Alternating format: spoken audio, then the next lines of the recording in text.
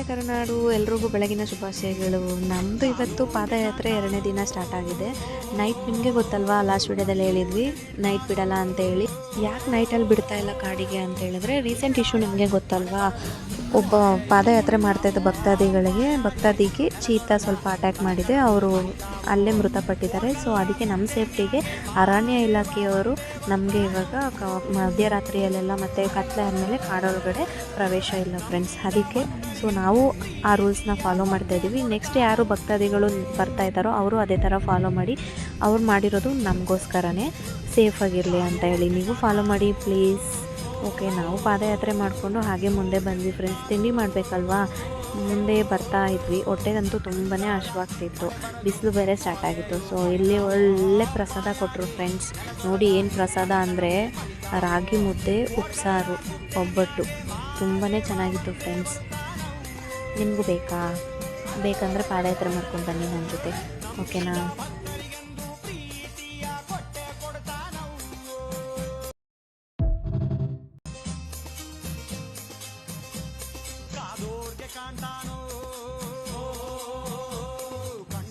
ಅಂತೂ ಉಪ್ಸಾರು ಮುದ್ದೆ ಬಾರಿಸ್ಕೊಂಡು ತಟ್ಟೆ ಹಳ್ಳದ ಹತ್ರ ಬಂದೆ. ನೋಡಿ ಫ್ರೆಂಡ್ಸ್, ಇದೇ ತಟ್ಟೆ ಹಳ್ಳ. ನಾವಿವಾಗ ಎಷ್ಟು ಪ್ಲೇಸ್ಗಳನ್ನ ದಾಟಿ ಬಂದಿದ್ದೀವಿ ಅಂದರೆ ಕಾವಗಲ್ತಿಟ್ಟು. ಫಸ್ಟು ಕಾವಗಲ್ತಿಟ್ಟು ಅಂತ ಯಾಕೆ ಕರೀತಾರೆ ಅಂದರೆ ಅದು ವಿ ಶೇಪಲ್ಲಿದೆ, ಸೊ ಅದಕ್ಕೆ ಅದನ್ನ ಕಾವಗಲ್ತಿಟ್ಟು ಅಂತ ಕರೀತಾರೆ.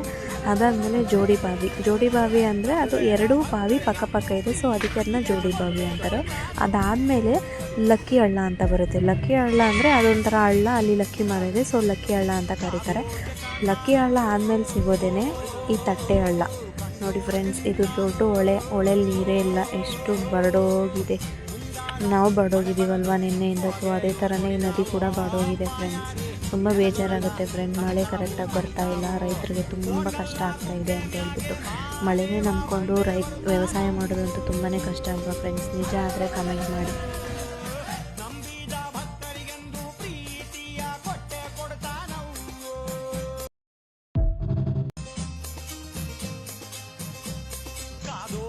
ಅಂತೂ ಬಿಸಿಲು ನೆತ್ತಿ ಮೇಲೆ ಬಂದಿದೆ, ಅದಕ್ಕೆ ನಮ್ಮ ಕೈಲಂತೂ ನಡೆಯೋಕ್ಕಾಗ್ತಾಯಿಲ್ಲ ಅಂತ ನಾವೇ ಹೇಳಿದ್ವಿ. ಸೊ ಅದಕ್ಕೆ ಮಲ್ಗೋಣ ಅಂತ ಹೇಳ್ಬಿಟ್ಟು ಸ್ವಲ್ಪ ಜಾಗ ಹುಡುಕ್ತಾಯಿದ್ವಿ. ತಟ್ಟೆ ಹಳ್ಳದಿಂದ ಮುಂದೆ ಬಂದರೆ ನೋಡಿ ಈ ಥರ ಮರಗಳಿದೆ ಲೈನಲ್ಲಿ, ಅಲ್ಲಿ ಸ್ವಲ್ಪ ನೆರಳಿದೆ, ತುಂಬಾ ಚೆನ್ನಾಗಿ ಗಾಳಿ ಬರ್ತಾಯಿತ್ತು. ಪ್ರಕೃತಿ ಮಡಿಲಲ್ಲಿ ನಾವಂತೂ ಸ್ವಲ್ಪ ಹೊತ್ತು ರೆಸ್ಟ್ ಮಾಡಿದ್ವಿ. ನಿದ್ದೆ ಅಂತೂ ಚೆನ್ನಾಗಿ ಬಂತು, ಬಟ್ ನಾನಂತೂ ನಿದ್ದೆ ಮಾಡಿಲ್ಲ, ಎಲ್ಲರೂ ನಿದ್ದೆ ಮಾಡ್ತಾಯಿದ್ರು. ಸೊ ನಾನು ಏನು ಮಾಡಲಿ, ಬರೋವ್ರನ್ನೆಲ್ಲ ನೋಡ್ಕೊಂಡು ಸುಮ್ಮನೆ ಕೂತಿದ್ದೆ. ಇರಲಿ ಅಂತ ಒಂದು ಸ್ಮಾಲ್ ಕ್ಲಿಪ್ ತೊಗೊತಾ ಇದ್ದೆ. ಹೇಗಿದೆ ನಮ್ಮ ಜರ್ನಿ? ಚೆನ್ನಾಗಿದೆಯಾ? ಪ್ರಕೃತಿ ಮಡ್ಲಲ್ಲಿ ಮಲ್ಕೊಳ್ಳೋದು ಅಂದರೆ ಪುಣ್ಯ ಮಾಡಿರಬೇಕು ಗೊತ್ತಾ. ಎಷ್ಟು ಚೆನ್ನಾಗಿರುತ್ತೆ, ಪ್ರಶಾಂತವಾಗಿರುತ್ತೆ.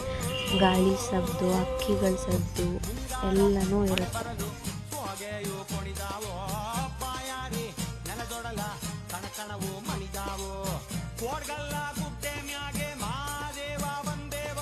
ರೆಸ್ಟ್ ಅಂತೂ ಮಾಡಿದ್ದಾಯಿತು. ರೆಸ್ಟ್ ಮಾಡಿದ್ವಿ ಅಂತ ಮಲ್ಕೊಳಕ್ಕೆ ಬಿಡ್ತಾರ ಇಲ್ಲ, ಜೊತೆಗಿದ್ದಿರೋ ಎಬ್ಬರಿಸ್ಕೊಂಡು ಮತ್ತೆ ಕರ್ಕೊಂಡು ಹೋದ್ರು ಪಾದಯಾತ್ರೆಗೆ.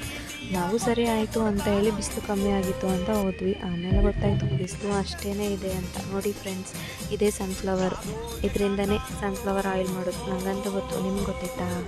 ನೋಡಿ ಮತ್ತೆ ಏನು ತೋರಿಸ್ತೀನಿ ಅಂದರೆ, ಇದು ಜೋಳದ ಕಡ್ಡಿಗಳನ್ನ ಒಣಗಿಸಿಟ್ಟಿದ್ದಾರೆ. ನಮ್ಮ ಕಡೆ ರಾಗಿ ಹುಲ್ಲನ್ನ ಹೇಗೆ ಪ್ರಿಸರ್ವ್ ಮಾಡ್ತಾರೋ ಇವರು ಜೋಳನ ಪ್ರಿಸರ್ವ್ ಮಾಡಿದ್ದಾರೆ ಹಸುಗಳಿಗೆ.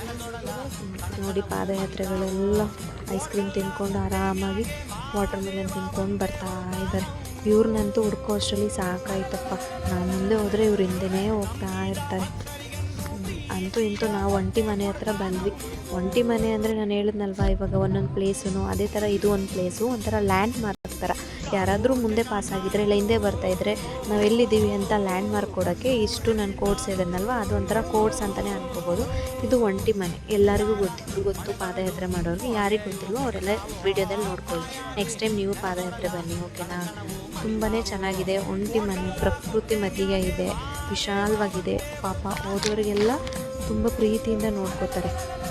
ನಾವು ಹಾಗೆ ಮುಂದೆ ಹೋದ್ವಿ. ನೋಡಿ ಹೇಗಿದೆ ಕಾಡು.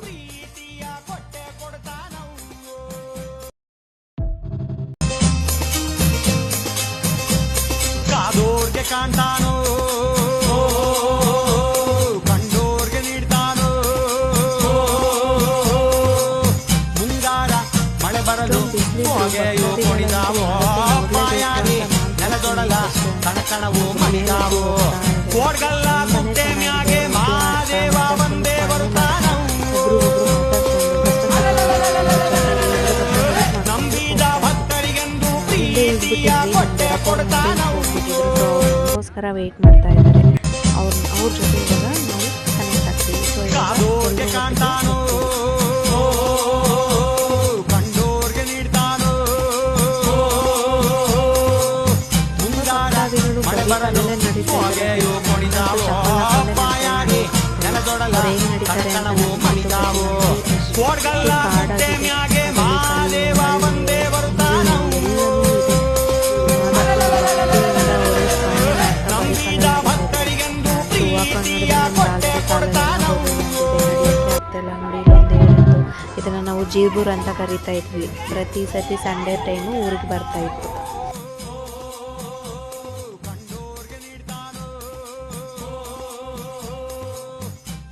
ಕಾಡು ಮೇಡಲ್ಲೆಲ್ಲ ನಡ್ಕೊಂಡು ಬಂದು ಅಂತೂ ಇಂತೂ ರೋಡಿಗೆ ಬಂದ್ವಿ. ನೋಡಿ ಎಲ್ಲರೂ ಮಾದೇಶ್ವರನ ಹೋಗಿ ಆಡ್ಕೊಂಡು ಕಾಡಲ್ಲಿ ನಡ್ಕೊಂಡು ಬಂದು ಸುಸ್ತಾಗಿ ವಿಶ್ರಾಂತಿ ತಗೋತಾ ಇರೋರು ತುಂಬಾ ಇದ್ದಾರೆ. ಮೇನ್ ರೋಡ್ ಅಂತೂ ಜಾಯ್ನ್ ಆಯಿತು. ತುಂಬ ವೆಹಿಕಲ್ಸ್ ಓಡಾಡ್ತಾ ಇತ್ತು ದೇವ್ರ ದರ್ಶನ ಮಾಡಿಕೊಂಡು. ಹಾಗೆ ಪೊಲೀಸವರು ಕೂಡ ತುಂಬಾ ಚೆನ್ನಾಗಿ ಪ್ರೊಟೆಕ್ಟ್ ಮಾಡ್ತಾಯಿದ್ರು. 1 ಕಿಲೋಮೀಟರ್ಗೆ ಇಬ್ಬಿಬ್ಬರು ಪೊಲೀಸ್ ಇದ್ದರು. ಭಕ್ತಾದಿಗಳಿಗೆ ಗೈಡ್ ಮಾಡ್ತಾಯಿದ್ರು ಯಾವ ಸೈಡ್ ಹೋಗಬೇಕು ಯಾವ ಸೈಡ್ ಬರಬೇಕು ಅಂತ. ಸ್ಪೀಡ್ ವೆಹಿಕಲ್ಸ್ನೆಲ್ಲ ಸ್ಲೋ ಮಾಡ್ತಾಯಿದ್ರು. ನೋಡಿ ಇಲ್ಲಿ ಕಾಣಿಸ್ತಾ ಇದ್ದಾರೆ ಪೊಲೀಸ್ಗಳು. ತುಂಬಾ ಚೆನ್ನಾಗಿ ಸಪೋರ್ಟ್ ಮಾಡಿದ್ದಾರೆ ಈ ವರ್ಷ. ಹ್ಯಾಟ್ಸ್ ಆಫ್ ಪೊಲೀಸವ್ರಿಗೆ ಮತ್ತು ಅರಣ್ಯ ಇಲಾಖೆಯವ್ರಿಗೆ. ಇಷ್ಟು ಸೇಫ್ಟಿಯ ಮಾಡಿರೋರಿಗೆ ಸಾರ್ವಜನಿಕರಿಗೆ ತುಂಬ ಹೃದಯವಾದ ಧನ್ಯವಾದಗಳು ನನ್ನ ಕಡೆಯಿಂದ ಮತ್ತು ನಮ್ಮ ನಾಡಿನ ಕಡೆಯಿಂದ ಎಲ್ಲ ಭಕ್ತಾದಿಗಳ ಕಡೆಯಿಂದನೂ ಸೆಲ್ಯೂಟ್ ಪೊಲೀಸವರಿಗೆ. Thank you.